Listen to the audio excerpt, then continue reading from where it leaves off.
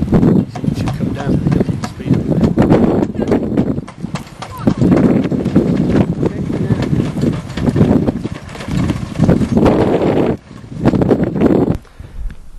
This is the beautiful island of Sark, the smallest of the Channel Islands.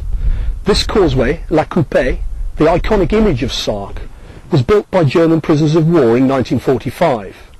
Sark, like the other Channel Islands, was occupied by the German forces during World War II and only liberated in May of 1945. Sark is special in many ways. For example, motor cars are banned here. It's special in another way. This was one of the last feudal states in Europe until an election was called for the first time in December 2008.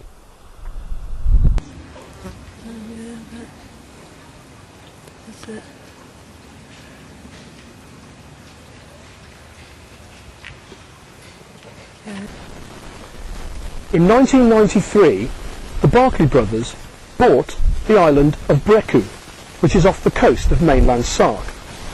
And on the island, they have constructed a huge mock medieval castle.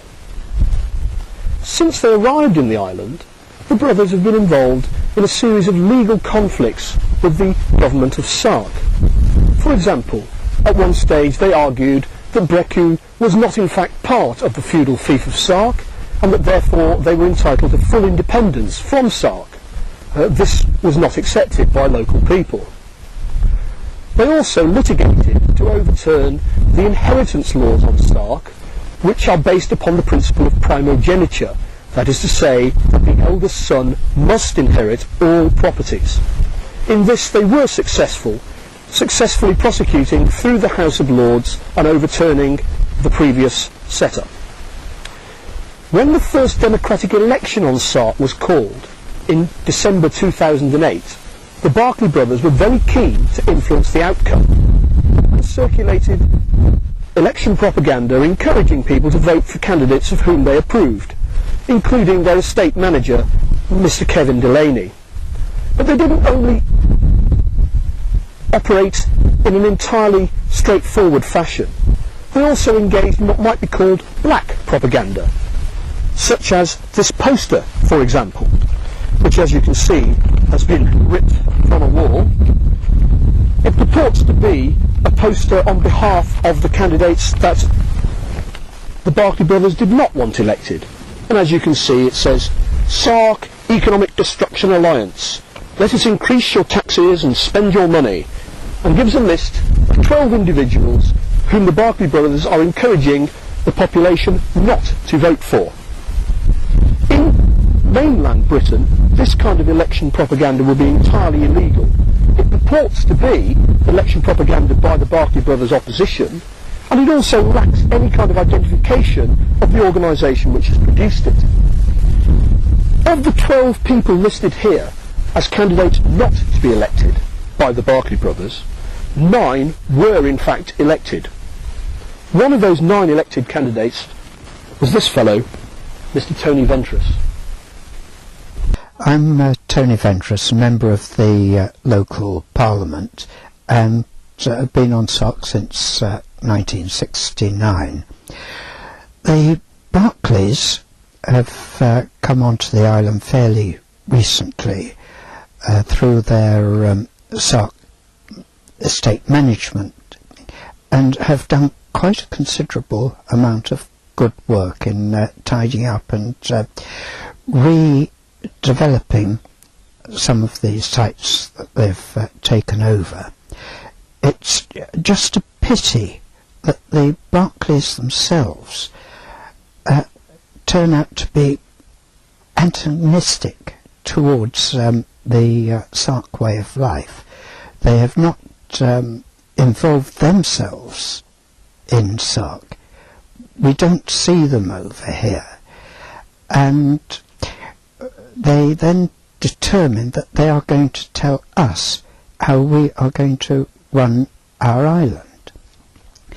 And it has taken Sark itself over 10 years to re-evaluate its parliamentary setup, which came to fruition last December with the first totally democratic election, with 28 people elected to our Parliament. At the election we had 56 candidates standing for the 28 seats. There were 9 people that the Barclay said must be elected, and then there was another 17 or thereabouts who they would like to have elected as well.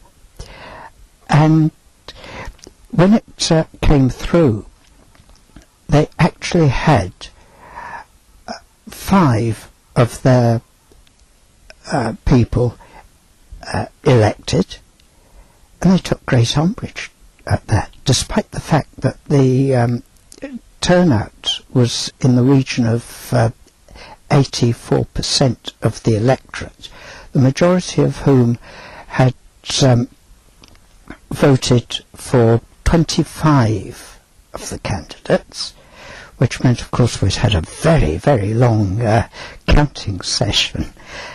And even so, despite this real example of democracy at its very best, they took umbrage and immediately pulled all their workers out, and said, one of their main manager over here said, Sark has signed the longest suicide note in history.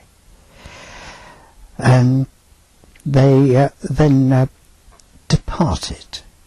But such was the furore that the press and the amount of support that the Sark populace got from the media, they very quickly backtracked and reinstated all their workers, but we have never had an apology for that infamous suicide note speech, which of course, you know, we would like.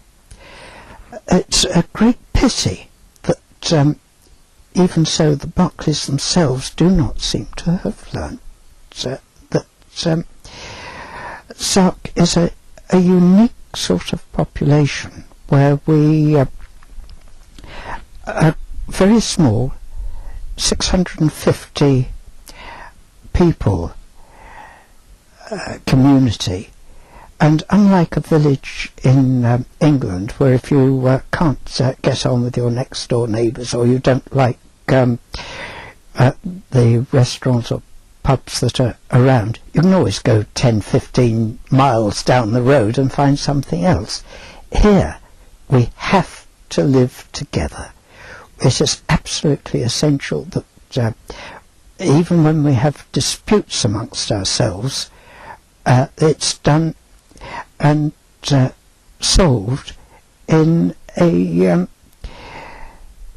relatively friendly way, because we'll probably need that person a few days later. We're all of us totally and absolutely dependent on each other. It's a very dependent community, because I can't dash off and get another builder from, say, 20 miles away. I have to rely on the plumber and it's the electrician to come in when I need them, and I can't afford to fall out with them. I can disagree with them, and we do disagree with each other. The Barclays just haven't got that.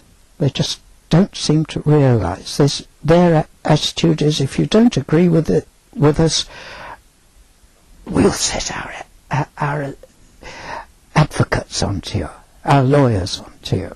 They have to spend 90 days a year for tax reasons. Whether they're here, well, I haven't seen much of them this year. Normally when you see the helicopter shattering in and out, they're here. And the helicopter's been really active lately.